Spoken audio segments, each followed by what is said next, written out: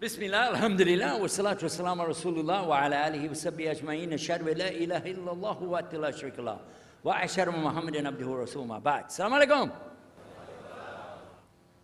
My name is Yusuf. Can you say Yusuf? You say Yusuf. Yeah, very good. I wish you'd teach my wife. She keeps mispronouncing it. She calls me useless.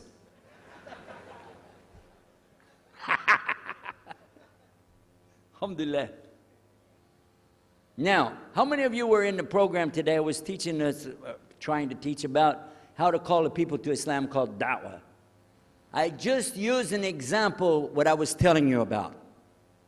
Remember I was telling you when you introduce yourself to somebody, you got to get friendly with them. So I just used an example right there. Because this will disarm the people. This disarm them and make them relax a little bit. Because they're coming to you with things like, how come you Muslims has to kill all the people? What kind of question is that? How come you have to beat your wives? Why does your book tell you that you're the only ones going to go to paradise? So these kind of questions, when they come to you, what are you going to do? So the first thing, as we said in the program, and I hope, by the way, if you didn't join us today, join us tomorrow. But when we're doing it, you look through the schedule. I'm not going to get into that, but just look through the schedule and join us for this whenever we're talking about the da'wah. Because part of giving da'wah is you. And if the people aren't buying it, they're not going to listen to what you got to say. So you got to soften them up a little bit. Got me? Okay, where are we? The subject tonight is the subject of priests and preachers entering Islam. And often people ask me, we heard about you used to be a priest or something, and you came into Islam, so, tell us about it. We want to know, how does that happen? And it's not just Muslims who want to know. Non-Muslims would like to know the story too, because they feel like, you mean you didn't understand? I mean, you were a priest, you didn't understand about Jesus? Come on, man. So it's a topic that I talk about a lot. The first thing I have to do is clarify a couple of points. I was not a priest. In the English, we use the word priest to mean somebody who is in the Catholic Church.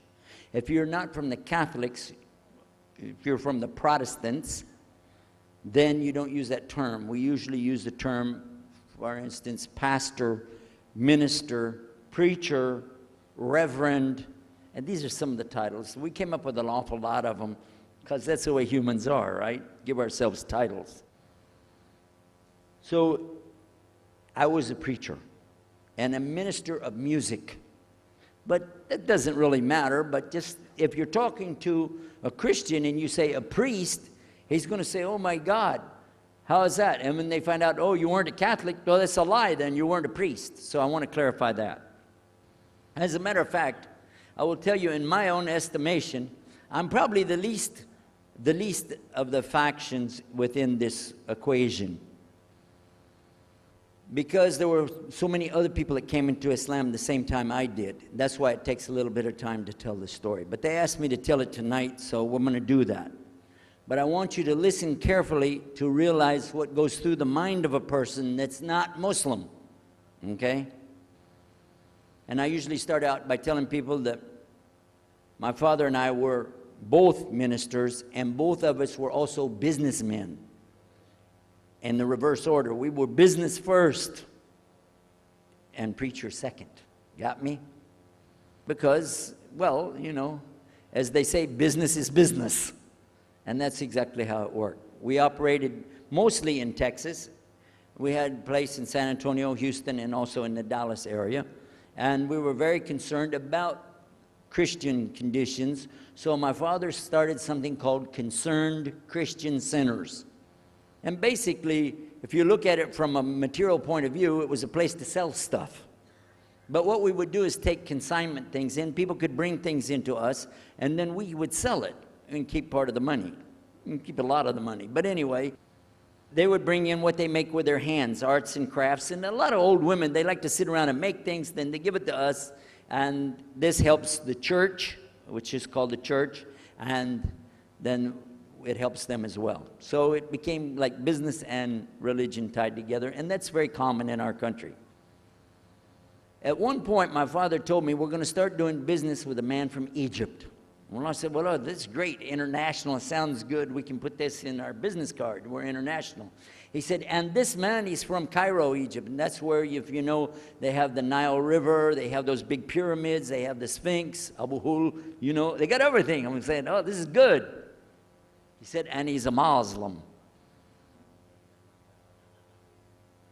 I'll never forget it. I've told the story many times, but it's just like it happened yesterday. I'm standing in between the kitchen, or in the dining room and the living room area, you know, like this when we're talking, and I just stopped like this. I said, what? A Muslim? No way. No way do I want anything to do with that. Dad, come on, you should know better than anybody. Because we were linked in with other preachers. My father supported people like Pat Robertson. Huh? You know him? Pat Robertson? And Oral Roberts. He's not very popular anymore, but he used to be real strong. And his ministry up in Tucson, up in Tulsa, Oklahoma. In addition to that, people like Benny Hinn. I don't know if you heard of Benny Hinn. He's coming over this way, so look out. And there's many of them. John Hagee, and the list goes on. Jerry Falwell, Jimmy Swaggart, some of the names, maybe you heard those before. We know these people. We know all about them, okay? So at one point, here I am standing there talking to my father about a Muslim. These are the enemies of God. This is what we've been taught. These same people, I just mentioned their names, in their preaching on the television and so on, this is what they teach. Muslims are no good. Now it just became Muslims are terrorists, but back then, you know, we didn't reach that level yet. We were still just kidnappers, hijackers, you know. They said that Muslims don't believe in God, that they're worshiping a black box in the desert, and they kiss the ground 5 times a day. Now that's what we know, man. So here's this Muslim going to do business with us. I told my dad, no way, I'm not going to do it. And he insisted. He said, I want you to meet this man. He's very nice. And I said, I don't want to meet him. I never am like this, by the way. But on this case, I said, no, that's one thing I'm going to stand firm against. We're not going to do it. He said, I want you just to meet him. I said, all right, I'll do it for you, but I'm going to do it my way. I'm going to go to church. And it's going to be on Sunday. When I come out of the church, I'm going to have my Bible under my arm. I'm going to have the salib. I used to carry a big cross. I'm going to have my cross with me. And I'm going to have my hat that says, Jesus is Lord. And I'm going to have my wife, born-again Christian, with me. And we are going to get this demon, devil, infidel, Muslim, and we're going to show him Jesus. Now, this is a true story, by the way. So I got up that morning on Sunday, and I was thinking, man, you know. We went to church.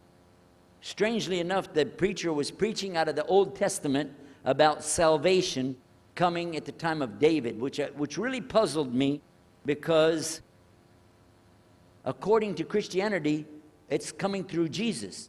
And it really, that opened the door for me, but that comes up later in the story. Why was he saying there's salvation before Jesus? That's interesting. Now, when I get there to my father's store, I'm looking around, you know. I'm looking for somebody wearing, you know, a long white robe and some kind of black, you know, thing over that with a long beard, and I guess I was looking for me, wasn't I? Anyhow, when I get in there, I don't see this guy. By the way, imama, sword, everything. Ayatollah Khomeini, maybe. This is what I had pictured. I said, where is he? I'm ready. My father said, he's over here. I said, where? He said, here. I was a normal guy. He was normal. He didn't have a beard. He didn't have any hair at all. How do you do? I told him my name. He introduced himself. His name is Muhammad. I said, how do you do? After the niceties of hello, how are you, how's everything, I said, do you believe in God? He said, yes. Oh, yeah? Sure. I said, but do you believe in the God of Moses? He said, yeah. Abraham? Yeah. What about David and Suleiman? He said, yeah. So when I meet this man, I'm impressed that he's believing these things, but I thought maybe he's just saying it. So I even asked him, what about Jesus? Because I thought maybe they're first I thought Muslims were like Hindus. That was first. And then when he said he believed in some of the things of the Bible, I said, okay, maybe they're like Jews. So that's when I said, yes, but what about Jesus? Do you believe in Jesus? And he said, yes. I said, okay, wait a minute. This is going to be easy. I can convert this guy. So I agreed that we're going to do business with him. And in fact, I took him immediately out to have tea together. We sit together, drink tea, talk a little while. And I started tearing the peach stream right away. I'm in the Bible. I got it right there. Flip it open. Genesis. Let's talk about Abraham. What do you know about Abraham? Abraham, he had 2 sons, you see, and blah, blah, blah, blah, blah. And I'm doing all the preaching to him. You imagine this? And he sat there. Okay. He's a graduate of Allah's heart. And he's, like this. Get me? You know what I'm saying? Well, it happened that during Ramadan, some of his friends that he was staying with, they had to move their apartment around or something, and he was going to go stay in the masjid for itikaf in Ramadan. It's normal. We didn't understand. I thought he has nowhere to go, and I told my dad, this man has nowhere to go. And my dad said, no, he's got money. I said, no, he doesn't. Dad, I'm telling you, he has no place to go. I heard him say he's going to go live in the mosque. To a Christian, if you're going to live in the church, ooh, that's the worst. So I said, let me offer that he can stay at our place. And my dad said, no, you don't do that. That's not right. I said, no, I'm going to offer it to him. I went to him and I said, how would you like to come stay at our place? He said, no, I want to go and stay there. I want to stay in the mosque, and it's something good. I said, oh, man, look at this poor man. Oh, my God. He doesn't know, you know. He just... oh, poor soul. Please come and stay in our house. And he said, no, I can't. I need to go stay over there. I said, look, I'm scratching his dignity. So I told him, listen, no. I want you to come and you can pay. You can pay money and stay with us. He said, how much? I said, $15 a week, which in America is like nothing. $15 is nothing. I said, and then he kind of hesitated. I said, and we'll pay for all the food.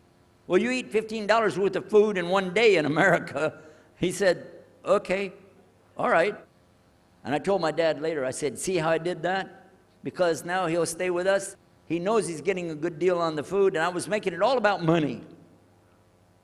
Well, I didn't know he wanted to come and stay with us. He wanted to learn about how we're Americans and how is the dawah going to be. What do we believe? Especially people who are preaching. So he came and stayed in our house. And I said, well, now that's good. I'll travel with him and go with him in places, and he'll see and he'll learn about Christianity. As we were traveling and working together, we put up tables just like this and booths and things and set things out for people to come and look at them and sell things. And I caught him one time. When somebody wanted to take something from the front, he took it from the back and gave it to him. And I looked at him. And the next time somebody started to take something, he took from the back and gave it to him. I said, hey, Muhammad, we take the stuff from the front because that's the old stuff. The new stuff in the back, just hold it back. You know what I'm saying? This is dated material. Get rid of the junk first. He said, no, I can't. In my religion, we can't sell something unless we give the people the best. I said, got me on that one. And I'm supposed to be telling him about a better deal. I said, okay, yeah, whatever. You're never going to make any money, though. But that's all right. Over a period of time, I came to learn a lot of things. Also about being humble, a lot, because this man was obviously well-educated, very articulate, could really talk about a lot of subjects. In fact, I tried to debate with him about many things, but he was so wise and well-educated that he could see what I was doing, and he would take it easy and let me win every debate. I could win any debate with him if he wanted me to. But if he wanted me to lose, I was going to lose. This was how well he could handle it.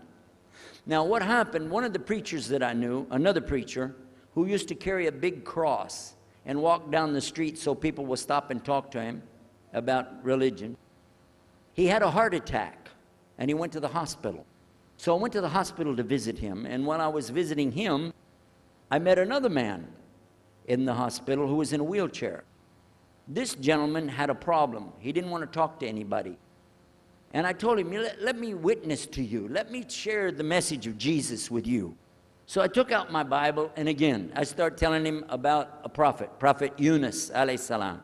And I'm telling them, look at Jonah. He's in the belly of the whale. He's in the sea. He's down there like this, and who knows how long. And suffering like this, you don't have as big a problem as that. And God saved him, so he could save you too. He said, didn't want to talk to me. I asked him, what's your name? He don't want to tell me. Where are you from? He said, I'm from Venus. I said, what's that? Well, there is a Venus, Texas, by the way. But he said, he's from another planet. So each time I would go, I would talk to him, witness to him. Finally, one day, he started crying. I was pushing his wheelchair around. I took him down, I rolled him around different places. He started crying one day. He said, I'm going to confess something to you. I need to confess something to you. Now, to a Catholic, confession means you're going to tell the priest all your sins, and then he's going to forgive you. Well, I wasn't Catholic, and I told him, listen, I'm not Catholic, and I'm not a priest. I'm a preacher. He said, I know better than you do. I am a priest. I said, oh my God. This man is a priest, and he knows the Bible better than I do. He said, I just have had a hard time. I've been here and having heart attacks, and I've been having problems and everything, and trying to figure out a lot of things. He said, I'm sorry I took it out on you. I really am. I apologize. And he started crying. And when he started crying, I felt sorry, I hugged him, and I said, it's okay. One day I went to the hospital, and my friend was gone. So I started visiting with the priest. And that happened one time. I went to visit him at the hospital, and he was gone. And I asked him, where did he go? They said he went home. I said, home? He's a missionary priest from South America. How did he go home? She said, I don't know. He's not here. I'm sure his family. I said, he has no family. I know him personally. He has no family. Where did he go? She said, I don't know. We're not responsible for them. I said, well, let me see where he went. You got it in your file? She said, I can't do that. Those are locked up. Nobody can look in the file. And I got in the lady's face, and I said, listen to me. This man could die in the street right now, and it's going to be your fault. And you're going to get sued because I'm going to sue you for him. She said, okay, his folder's over there, but I'm not going to watch. I went over and I looked for it, got the address where he went. Sure enough, he was in a place where they put people that have no place to go, a shelter. So I went to the shelter, and I found him. He was still on crutches. He saw me. He started crying again. He said, please get me out of here. Get me out of here. I said, okay, come live at my house. Now, I told you the story so you can see something. Now look, I have 2 visitors in my house. One is a Catholic priest. The other is a Muslim. And I'm thinking I can get the Catholic priest and convert him to be a Protestant. At the same time, I'm going to catch the Muslim and bring him over to Christianity. High aspirations. But it didn't work. Some strange things began to happen. We would sit around the table at night to discuss what is the Bible and what's the salvation. My father has a Bible. It's called King James Version of the Bible. Most of you probably heard about it, especially any students of Ahmadiyyat or Zakir Naik. You've heard about King James Version of the Bible. But I work out of a different one that I've had since 1953. It's called the Revised Standard Version. And it says in it, King James Version has grave mistakes, grave errors, defects in it. That's what it says. So I began to preach out of mine, which doesn't match. And my father said, no, it's this way. I said, no, it's this way. Now my wife comes up with her Bible from Jimmy Swaggart. It's called The Good News for Modern Man. Okay? Totally different. It's written in modern vernacular. You can just, say anything you want to with it. You don't even recognize the Bible anymore. The Catholic priest, he's got another Bible, an older Bible with 73 books. We're working out of 66 books. And his is not even the same in the verses. It doesn't match up at all. And I never even knew about this subject until then. And he's saying this, and I'm saying that. My father's saying something else. My wife's on something else. And all the time, Muhammad, the Muslim, is sitting over there like this. So we asked him. I guess it was me asking him. I said, well, how many versions of your book, your Quran, do you have? He said, the Quran has no versions. There's only one. It's original. It's in the Arabic language. ذَلِكَ الْكِتَابُ لَا رَيْبَ فِيهِ. This is the book that has no doubt. Huda lil-muttaqin. It's guidance for those who have taqwa for Allah. This shield or taqwa that you have to have between you and Allah subhanahu wa ta'ala. And only certain people are going to get the Huda, Hidayah, Dina, from this Quran. These people that have the taqwa. So when he's telling us that the Quran is one, I'm going, huh? And it's in the original language, we still have it. You know what I was thinking? He's lying. I was sure he was lying because he could see the problem we were having, and he just sat back and made that up. But I don't know Arabic at that stage, so I don't know what to say. Maybe, I don't know. And he left it at that. He didn't try to preach, but it put a big doubt in my mind now about, we got all these books, he's got one, and La rayba fi, no doubt in it. So another time, we had another discussion that came up. Now this time, I went to the other preacher who had the cross. And I was asking him, I want to be able to explain the Trinity. He said, you know the Trinity. I said, yeah, I know. And I know the Council of Nicaea when we had that. But I want to know the way to explain it so a human being can just understand it.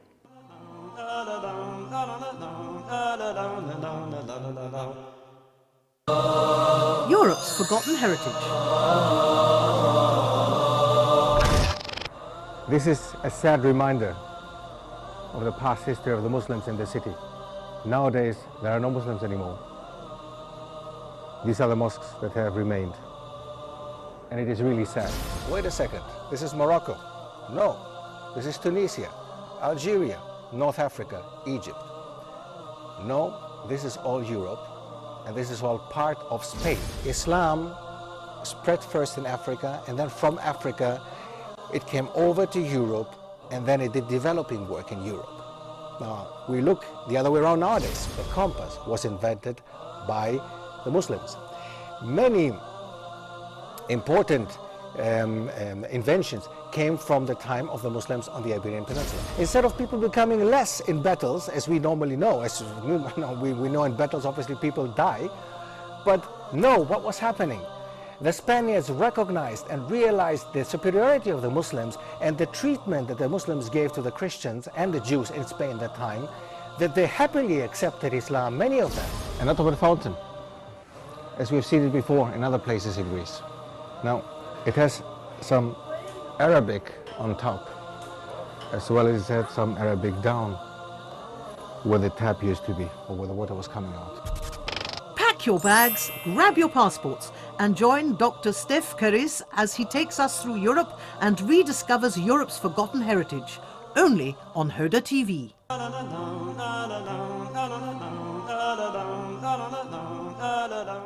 Said, okay, it's like an apple. Just take an apple.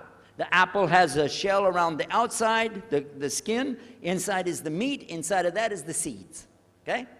3 things, 1 apple. That's the way. I start going back. I'm going to tell this Muslim about the Trinity. But on the way, I remember his arguing with me, his way of debating with me. I said, no, he's going to tear me apart. As soon as I say seeds, He's going to say there's more than one. So it could be 7 or 8 or 9 or 10 gods all rolled into one. No, no, no. It's got to be special. It doesn't work like that. Let me go back and try again. So I went back to him. I said, what if he says there's more than one seed in there? He said, okay. I said, and besides, it could have a worm running through it. Then that would make it go up another notch. What can I do about that? He said, okay, forget the apple. I said, okay. It's like the babe, the egg. Use the egg. The egg has a shell. Inside of the egg is the white. Inside of the white is the yellow. 3, 1 egg. That's it. That's good to go. Now I start going home again, and it hit me. Wait a minute.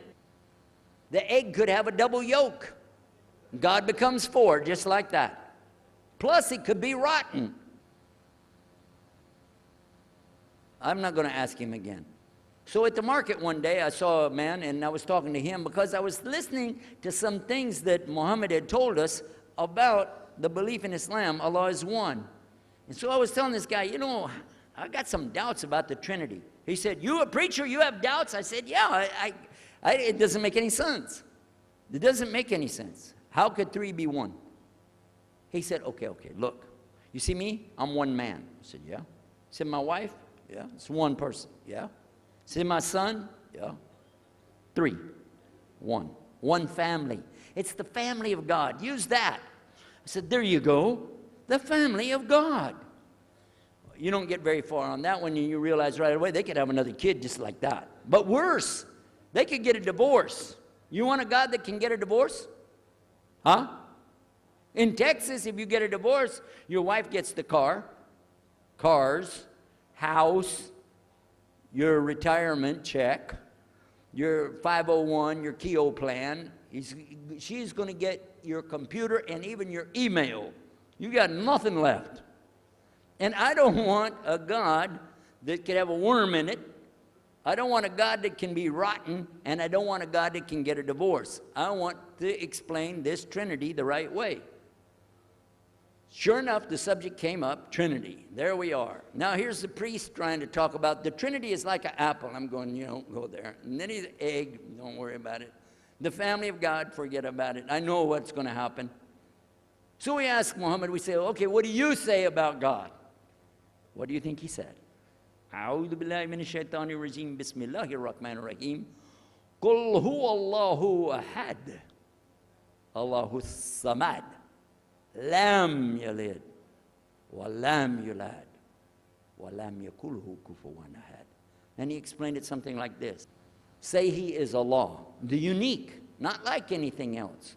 He's eternally sought after by his whole creation, but he doesn't need the creation.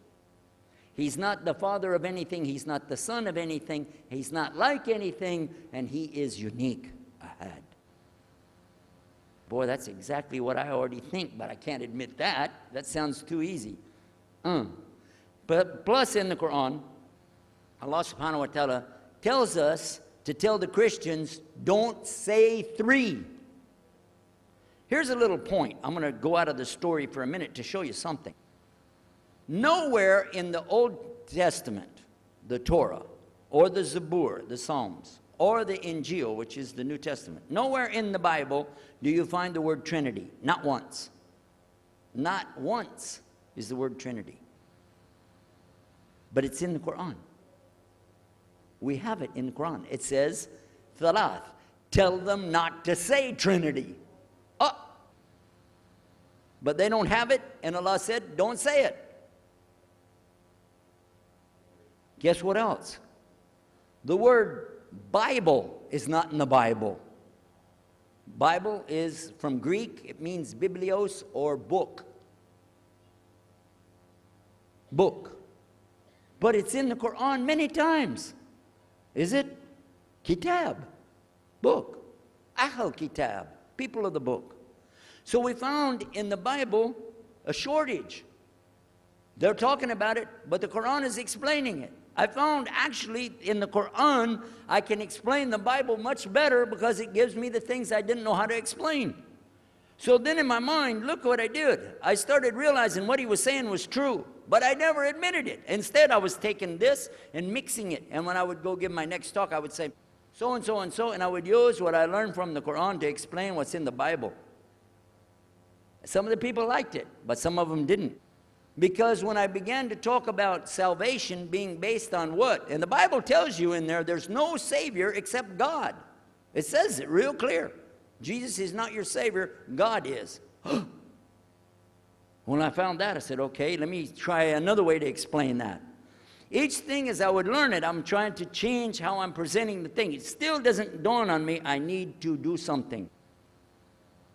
But I could see for sure God is only one, and so I totally forget the Trinity thing. My dad never did believe it anyway, so he had no problem with it. Now we come to some new thing. The priest asks the Muslim, can I go to your church with you, the mosque? He said, sure, come on. Well, he went, and they came back. So we took the priest aside. Said, come here, come here. What do they do? What do they do in there? Tell us, what do they do? Do they like kill some animals, or what do they do in there? He said, no, they just stand there like this, and they pray, and they leave. I said, what? They pray and leave? He said, yeah. Okay, what kind of music do they have? He said they didn't have any music. No music? How in the world are you going to worship God without music, man? So I asked him, Muhammad, you guys don't have any music? He said, no.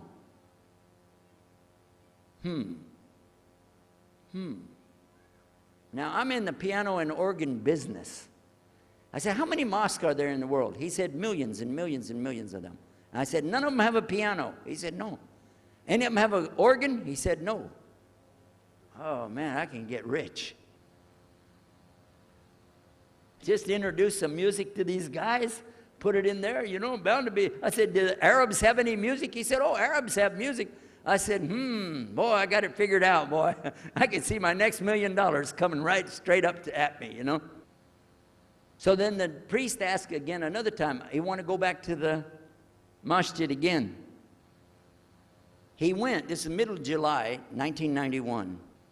He went to the masjid with him again. And by the way, this masjid, Sheikh Muhammad Jabali knows it very well, is on Medina Drive in Arlington, Texas.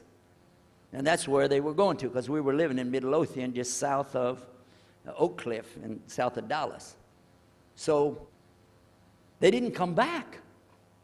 All night we're waiting. What happened? Very late they came back. And when he came in, I looked. There's Muhammad. I recognized him. Who's the guy with him, though? He's wearing a white jalabiyah, white dress like this. Has a white pillbox cap on his head. And I looked at him and I said, Pete. His name was Father Peter Jacobs, but we're not, you know, Catholic, so I don't have to call him Father. I said, Pete, did you become a Muslim? He said, Ashhadu an la ilaha illallah, Ashhadu Muhammad Rasulullah. I said, oh my God. Now I used to have cameras like these cameras right here, because we had a television show called Estes Music Jamboree. So I got one of our cameras out, opened it up, set it all up on the tripod, and I was going to interview him and ask him, well, you know, well, you went to Islam, what happened? While I was talking to him, though, he fell asleep. So it was still in my mind, and I was thinking, what am I going to do? This is too amazing.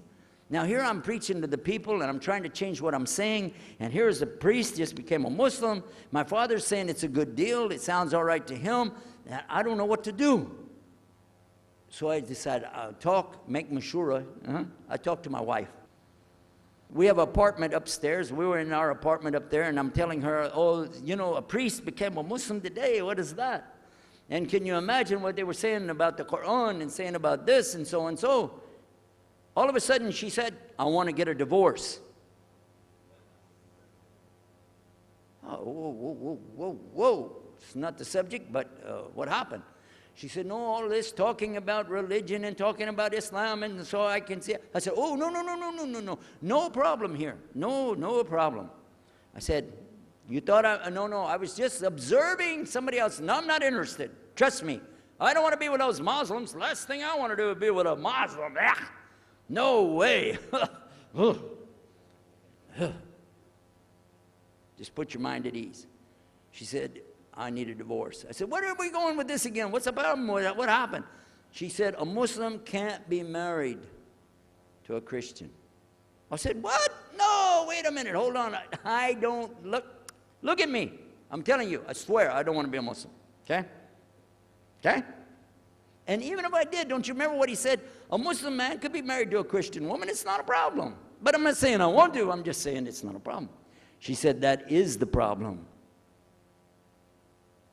A Muslim woman can't be married to a Christian man. I want to be a Muslim, so I need a divorce. I'll never forget, I was sitting right on the edge of the bed, just sitting there, you know, and I almost fell over. I said, at last, I can tell the truth. I can say it. I didn't realize that she liked the idea. I was afraid. I said, okay, the good news is I too want to be a Muslim. You know what she said? I don't believe you. I said, no, really. I was just saying that because, you know, but for sure, just so you know, I want to be a Muslim. I've been thinking about it. I want to be a Muslim. We're both going to be Muslim. Alhamdulillah, this is going to be great, right? You know what she said? I don't believe you because you're either lying right now or you were lying 5 minutes ago when you said you didn't want to be a Muslim. And either way, I don't want to be married to a liar. So get out. So I started leaving. I'm walking down the stairs of the apartment. I'm down to my father's part. I said, wait a minute, where am I going to go? This is my father's house. I just got thrown off of my own property. What happened here? So I went to get to Muhammad and I woke him up. I said, come, you and me, we got to talk. Come with me. And we went outside the house and we walked those country roads in Midlothian, Texas, until the time for the dawn, the sun to come up at dawn. And all that time, I talked to him about what's it like to be a Muslim, how do you have to believe, what do you have to do. Let me hear all of it now, and no more playing a game. I'm not debating, I just want to know. Just tell me. Just tell me what's Islam. I need to know what I need to do. And he told me everything, and I realized this is it. I got to make a decision. This is a big deal, though. And he told me, okay, this is up to you. You have to go make a choice for yourself. I can't help you. I said, oh, my God. So when he was praying Fajr, I decided, I've been watching this man praying this direction with his head on the ground. It's so beautiful to see a man humble himself, put his head on the ground to the Rabbil Alameen. I said, oh my God, let me try that. So I sneaked off somewhere where nobody could see me, illallah.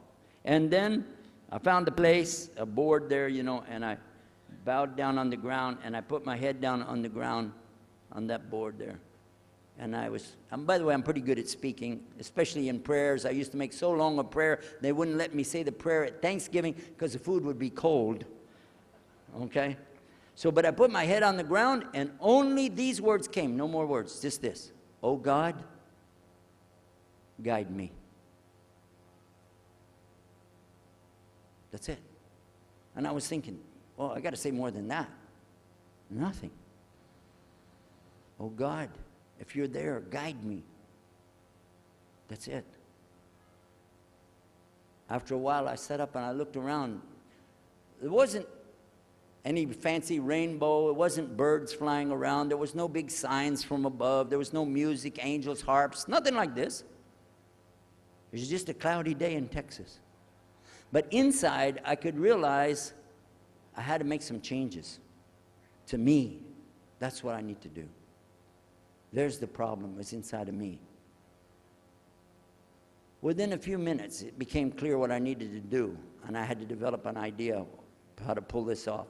I talked to my wife, I talked to my father, I made a bath, and at 10 o'clock that morning in Midlothian, Texas, I went in front of this man named Muhammad and this new man named Yahya, who used to be the priest, and I said, Ashhadu la ilaha illallah wa ashhadu Muhammad Rasulullah. Immediately after that, my wife did her shahada. Ashhadu la ilaha illallah, ashhadu Muhammad Rasulullah. A few months later, my father did his shahada. Ashhadu la ilaha illallah, ashhadu Muhammad Rasulullah. Step by step by step, we saw so many people enter into Islam. We wanted to tell the whole world what is Islam. We wanted everybody to know the real Islam. I said, how could this escape our knowledge? How could we not know about this great and wonderful thing called Islam? And it looks like all we got to do is just tell the people. I went to the imam of the masjid there and I told him, let's tell the people. Then I found out something else about us as Muslims. And that's why we've got this convention here right now. This is why we have the exhibition. So you're going to use this week to learn how you can become, inshallah, the best Muslim you can be, and how you can show the real Islam to the people that are not Muslim. This is your duty. This is your duty. This is your language. This is your people. Just as it's my duty to give the message to my people and my language. And so the same way, it's your duty to give the message to your people. Allah will not ask you if they made shahada, but He will ask you if you delivered the message. Alhamdulillah, today, I can tell you with no doubt in my mind, we have seen thousands of people give shahada. Several hundred at a time. And I don't do it through debates. But I don't need to debate any Christian. I was a Christian. I am a Muslim. If you want, I can give you both sides. Easy. Okay? I'll play both parts. I'll be the Christian and tell you this, and then I'll be the Muslim and give the answer. And there won't be any argument. And I've done that so many times. And let me share one story with you before I end. I'm going to leave now. Inshallah. I was telling the brothers today that I was asked to give a talk in a church in Hagerstown, Maryland, just outside of Virginia. This was in 1999, and I went there and I gave a talk in the church on Sunday, because I know how to address the people. How many years was I a Christian? 50 years? I know what they want to hear. Get them ready, and they said, "Oh, wow, this is normal preaching." But then when I came to the part, La ilaha illallah, I stayed on La ilaha illallah until they said, yes, that makes sense, it makes sense.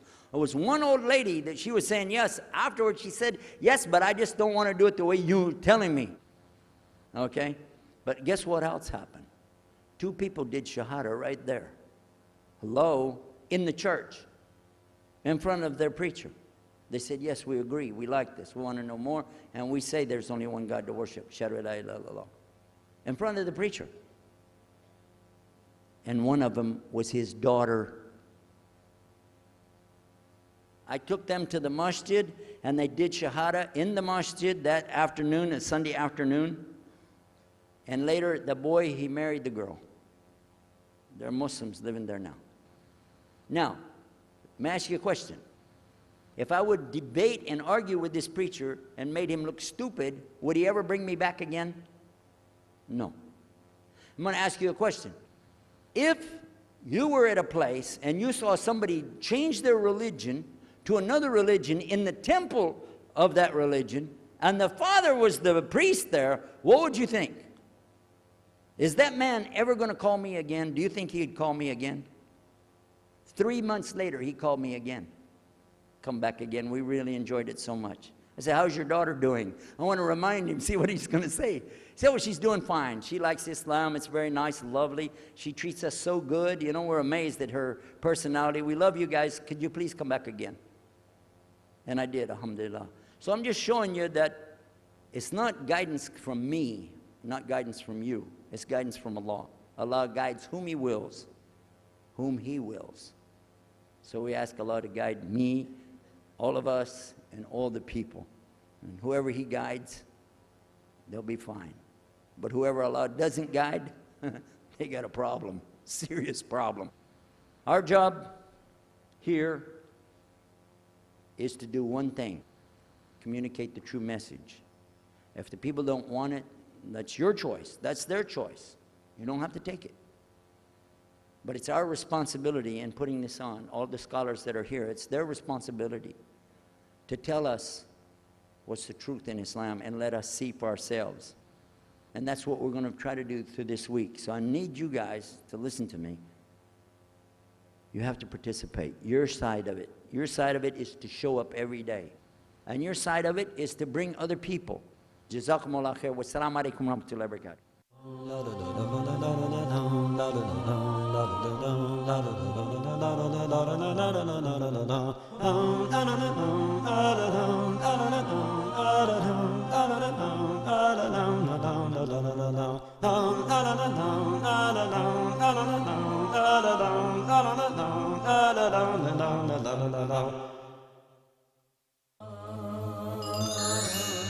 talk. We're going to look how to create a website and which Islamic websites to actually visit. What inspired you to create your own website? One of the challenges that we face every day, the site or the